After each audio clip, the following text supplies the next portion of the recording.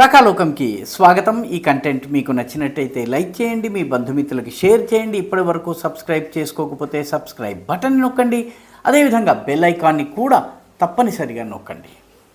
మిత్రులారా, రాజస్థాన్లో 32 సంవత్సరాల క్రితము జరిగినటువంటి ఒక సెక్స్ స్కాండల్, దానిలో నిందితులకి యావజ్జీవ కారాగార శిక్ష పడింది. మన దేశంలో న్యాయ వ్యవస్థ చాలా నిదానంగా పనిచేస్తుంది, నత్తతోటి తాబేలుతోటి పోటీ పడుతుంది. ఇది మనందరికీ తెలిసిందే. కానీ ఈ కేసు, రాజస్థాన్లోని ఈ కేసు చాలా ప్రత్యేకమైంది. ఎందుకంటే ఈ కేసులో ఒక ధార్మిక స్థలాన్ని నిర్వహిస్తున్నామని చెప్పుకునేటటువంటి, దేశమంతా కూడాను సుప్రసిద్ధమైనటువంటి అజ్మేర్ దర్గా ఏదైతే ఉందో, ఖాజా మొయినుద్దీన్ చిష్తీకి సంబంధించినటువంటి దర్గా ఏదైతే ఉందో, ఆ దర్గా నిర్వాహకుల కుటుంబము ఖాజా మొయినుద్దీన్ చిష్తీ యొక్క వంశస్థులమని చెప్పుకునే వాళ్ళ కుటుంబానికి చెందిన వాళ్ళు ఈ కుంభకోణానికి పాల్పడ్డారు. వాళ్ళు కేవలము మతపరమైనటువంటి నాయకులు మాత్రమే కాదు, వాళ్ళు రాజకీయ నాయకులు కూడా. రాజకీయ నాయకులుగా ఉంటూ కాంగ్రెస్ పార్టీలో కీలకమైన బాధ్యతల్లో ఉంటూ వాళ్ళు స్కూళ్లకు వెళ్ళేటటువంటి, కాలేజీలకు వెళ్ళేటటువంటి హిందూ అమ్మాయిలను టార్గెట్ చేసి లోబరుచుకుని వాళ్ళ యొక్క అసభ్యకరమైనటువంటి ఫోటోలను తీసి వాళ్ళను బ్లాక్మెయిల్ చేసి, ఆ బ్లాక్మెయిల్ చేయటం ద్వారా వేరే అమ్మాయిలను వాళ్ళు రప్పించేలా చేయించుకుని దాదాపు 250 మంది వరకు యువతుల్ని, స్కూల్ గోయింగ్ యువతులు, కాలేజ్ గోయింగ్ యువతులు, హిందూ యువతుల్ని ఈ రకంగా వాళ్ళు మనభంగం చేయటమే కాకుండా వాళ్ళని లైంగికంగా, వాళ్ళపైన అత్యాచారాలు చేయటము, వాళ్ళని లైంగిక వస్తువులుగా ఉపయోగించుకుని రోజుల తరబడి, నెలల తరబడి అత్యాచారాలు చేశారు. ఈ అత్యాచారాలన్నీ కూడాను రాజకీయ నాయకులకు తెలుసు, పోలీస్ అధికారులకు తెలుసు, చట్టాన్ని పరిరక్షించేటటువంటి వ్యవస్థలకు తెలుసు. వీళ్ళందరూ ఈ కేసుని కవరప్ చేసేటటువంటి ప్రయత్నం చేశారు. దురదృష్టవశాత్తు మహిళల గురించి, మహిళల హక్కుల గురించి మాట్లాడేటటువంటి అందరూ కూడాను ఈ కేసుని అణగదొక్కేందుకు, ఈ కేసుని బయటకు రానివ్వకుండా ఉండేందుకు ప్రయత్నించారు. ఆ కేసులో కొందరికి ఇప్పుడు యావజ్జీవ కారాగార శిక్ష పడింది. జిల్లా కోర్టులో శిక్ష పడింది. వాళ్ళు హైకోర్టుకు వెళ్ళొచ్చు, సుప్రీంకోర్టుకు వెళ్ళొచ్చు. అది అయ్యే లోపల ఈ నేరస్తులు చనిపోవచ్చును. ఏం జరుగుతుందో మనం చెప్పలేము. కానీ 32 సంవత్సరాల సుదీర్ఘ పోరాటము జిల్లా లెవెల్లో తీర్పు రావడానికి, జిల్లా లెవెల్లో శిక్ష పడటానికి మన న్యాయ వ్యవస్థ ఎలా ఉందో చెప్పేటటువంటి గొప్ప ఉదాహరణ ఇది. ఆగస్టు 20వ తారీఖున ఈ అజ్మేర్ కుంభకోణం ఏదైతే ఉందో, లైంగిక కుంభకోణంలో 6గురికి యావజ్జీవ కారాగార శిక్ష పడింది. వీళ్ళకు ఒక 5 లక్షల జరిమానా కూడా విధించడం జరిగింది. వాళ్ళకు ఉన్నటువంటి ఆస్తులు కావచ్చును, వాళ్ళకు ఉన్నటువంటి సంపద కావచ్చును, వనరులు కావచ్చును, ఈ 5 లక్షలు వాళ్ళకు ఒక పెద్ద లెక్కే కాదు. దీనిలో నేరస్తులు ఈ 6గురి పేరు, ఒకటి పేరు నఫీజ్ చిష్తీ, రెండవ వాడి పేరు నసీం అలియాస్ టార్జాన్, మూడవ వాడి పేరు సలీం చిష్తీ, నాలుగవ వాడి పేరు ఇక్బాల్ భట్టి, ఐదవ వాడి పేరు సుహైల్ ఘనీ, ఆరవ వాడి పేరు సయ్యద్ జమీర్ హుస్సేన్. వీళ్ళు కాకుండా ఇంకొక 4గురికి ఇప్పటికే శిక్ష పడింది. ఇందులో ఈ ఫారూక్ చిష్తీ ఎవరైతే ఉన్నారో, ఈ ఫారూక్ చిష్తీ అనేవాడు, ఇతను ఇప్పటికే శిక్ష అనుభవిస్తున్నాడు. ఇతను అజ్మేర్ యూత్ కాంగ్రెస్ అధ్యక్షుడిగా పనిచేశాడు. నఫీజ్ చిష్తీ ఎవరైతే ఉన్నారో, ఇతను కాంగ్రెస్ పార్టీ యొక్క వైస్ ప్రెసిడెంట్గా పనిచేశాడు. అన్వర్ చిష్తీ అజ్మేర్ యూనిట్, ఇండియన్ నేషనల్ కాంగ్రెస్ యొక్క అజ్మేర్ యూనిట్ యొక్క జాయింట్ సెక్రటరీగా పనిచేశారు. వీళ్ళు ఈ రకంగా బాలికల్ని, ఈ దర్గాని చూడటానికి వచ్చేటటువంటి బాలికల్ని, స్కూల్కి వెళ్తూ వస్తూ దర్గాలో వచ్చి వెళ్ళేటటువంటి అమ్మాయిల్ని లోబరుచుకుని వీళ్లను లైంగికంగా వేధించటము, లైంగిక అత్యాచారాలకు గురి చేయటము, వీళ్లను బ్లాక్మెయిల్ చేయటము, వీళ్ళ ఫోటోలను, వీడియోల ద్వారా ఈ పనిని వీళ్ళు దశాబ్దాల పాటు చేశారు. దీనిలో చాలామంది బాధిత యువతులు ఆత్మహత్య చేసేసుకున్నారు. వాళ్ళందరూ హిందూ యువతులే. ఆత్మహత్య చేసుకున్నారు. ఆత్మహత్య చేసుకోవడం, కొందరు అసలు ఆ స్థలాన్ని వదిలిపెట్టి పారిపోయారు. అంటే దాదాపు 250 మంది మహిళలు ఇలాంటి లైంగికపరమైన అత్యాచారానికి గురైతే కేవలము 12 మంది మాత్రమే ముందుకొచ్చి కేసు పెట్టారు. ఎందుకంటే సమాజంలో రేప్ విక్టిమ్ని ఏ రకంగా వేధిస్తారో మనందరికీ తెలుసును.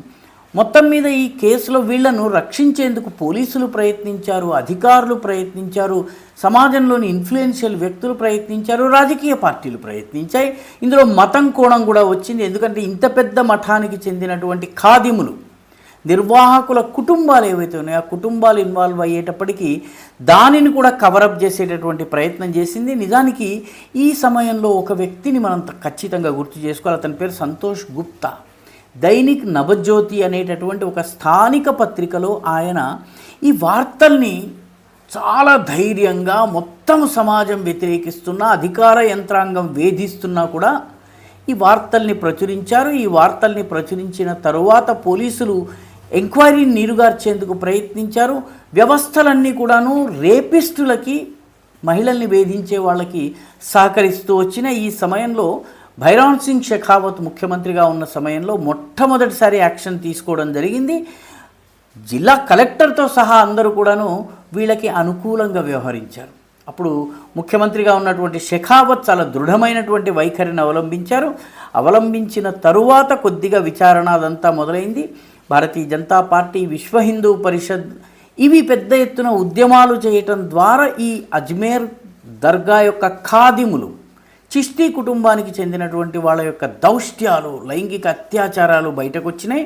చివరికి 1992లో మొట్టమొదటిసారి దీనిపైన సిఐడి ఎంక్వైరీ జరిగింది షెకావత్ ముఖ్యమంత్రిగా ఉన్న సమయంలో. ఆ తర్వాత మే 31, 1992లో అజ్మేర్లో దర్యాప్తు ప్రారంభమైంది. ఆ తర్వాత ఈ అమ్మాయిల ఫోటోలు తీయడంలో ఒక వ్యక్తి సహకరించారు. వాడి పేరు హరీష్ తొలానీ. ఈ హరీష్ తొలానీ ఈ చిష్తీలకు తాబేదారుగా పనిచేసేవాడు. వాళ్ళకు ఫోటోలు తీయటము, వీడియోలు తీయటంలో సహకరించేవాడు. వాడిని కూడా ఇప్పుడు అక్యూజ్డ్గా పెట్టారు. తర్వాత ఇప్పుడు వాడిపైన కూడా కేసు నడుస్తుంది. కొందరు చిన్న పత్రికల యజమానులు, ఇందాక మనం చెప్పుకున్నటువంటి దైనిక్ నవజ్యోతి వంటి వాళ్ళు ధైర్యంగా సాహసంగా పోరాడితే, కొందరు ఈ అమ్మాయిలు ఎవరో తెలుసుకుని ఆ అమ్మాయిల్ని బ్లాక్మెయిల్ చేసి వాళ్ళ దగ్గర నుంచి డబ్బులు వసూలు చేసే ప్రయత్నం చేశారు. అందులో లెహరోంకి బర్ఖా అనేటువంటి ఒక స్థానిక పత్రిక ఎడిటర్, వాడి పేరు మదన్ సింగ్. వాడు చాలామంది అమ్మాయిల్ని వేధించాడు. చివరికి వాడిని హత్య చేయడం జరిగింది. అది వేరే కేసు అనుకోండి. మొత్తం మీద 1998లో కొందరికి యావజ్జీవ శిక్ష పడింది. కానీ మెయిన్ ఎవరైతే అక్యూజ్డ్ ఉన్నారో వాళ్ళకి ఇప్పుడు శిక్ష పడుతోంది. అంటే దీనిని బట్టి గమనించవలసిన విషయం ఏంటంటే, మన వ్యవస్థ రేపిస్టులకు ఎలా సహకరిస్తోంది. పోలీసులు కానీ లేకపోతే వివిధ ప్రభుత్వ వ్యవస్థలు కానీ ఆ రేపిస్టులు గనక సమాజంలోని ప్రభావశీలురైనటువంటి వ్యక్తులు, ధనికులు, వనరులు ఉన్నటువంటి వాళ్ళు, రాజకీయ ప్రాబల్యం ఉన్నటువంటి వాళ్ళు అయితే ఏ రకంగా వాళ్ళకి సహకరిస్తుందన్నది ఈ కేసు ఒక పెద్ద ఉదాహరణ. ఈ కేసులో 6గురికి శిక్ష అయితే పడింది. కానీ వీళ్ళు శిక్ష నిజంగా అనుభవిస్తారా లేకపోతే పైకోట్ల నుంచి రిలీఫ్లు తెచ్చుకుంటారా మనం చెప్పలేము. కానీ దాదాపు 250 మంది హిందూ యువతులను, కాలేజ్ గోయింగ్ యువతులను లైంగికంగా అత్యాచారాలు చేసినటువంటి ఈ చిష్తీ కుటుంబ సభ్యులు ఎవరైతే ఉన్నారో, ఒక ధార్మిక స్థలాన్ని నిర్వహిస్తున్నామని చెప్పుకునేటటువంటి వాళ్ళ కుటుంబానికి చెందిన వాళ్ళ యొక్క దౌష్ట్యము, వాళ్ళ యొక్క క్రౌర్యము, వాళ్ళ యొక్క నైత్యం ఏదైతే ఉందో అది ఇన్నాళ్లకి కనీసం 32 సంవత్సరాల పోరాటం తరువాతనైనా వెలుగైతే చూసింది. శిక్ష పడాలని ఆశిద్దాము, బాధిత మహిళలకు ఊరట కలగాలని ఆశిద్దాం. ఎందుకంటే వీళ్ళ శిక్ష ద్వారా మాత్రమే ఊరట కలుగుతుంది వాళ్ళకి. వాళ్ళు బయటకు వచ్చి తమ యొక్క విషాదాన్ని చెప్పుకునేటటువంటి, తమపై జరిగిన అత్యాచారాల్ని చెప్పుకునే పరిస్థితి లేదు సమాజంలో ఉన్న పరిస్థితుల కారణంగా. ఇదే విదేశాల్లో అయితే చాలా గర్వంగా మోనికా లూయిన్స్కీ లాగా చెప్పుకోవడానికి వీలుంటుంది. మన సమాజంలో అది కుదరదు. మొత్తం మీద ఈ అజ్మేర్ లైంగిక అత్యాచారాల కాండ లవ్ జిహాద్ యొక్క అత్యద్భుతమైనటువంటి ఉదాహరణ. ఏ రకంగా అమాయక హిందూ బాలికల్ని వశపరుచుకుని, లోబరుచుకుని వాళ్ళని వేధింపులకు గురి చేస్తారో, వ్యవస్థలో ఉన్నటువంటి సానుకూలతల్ని, సౌలభ్యాల్ని ఉపయోగించుకుని దశాబ్దాల తరబడి జైలుకి వెళ్లకుండా శిక్షలు పడకుండా తప్పించుకుంటారో చెప్పేటటువంటి ఉదాహరణ. చిట్ట చివరికి శిక్ష అయితే పడింది, అది అమలు కావాలని చెప్పి ఆశిద్దాం. ఈ వీడియో మీకు నచ్చినట్టయితే లైక్ చేయండి, షేర్ చేయండి, ఈ ఛానల్కు సబ్స్క్రైబ్ చేయండి. మీ అభిప్రాయాన్ని కమెంట్ల రూపంలో తప్పనిసరిగా పంపించండి.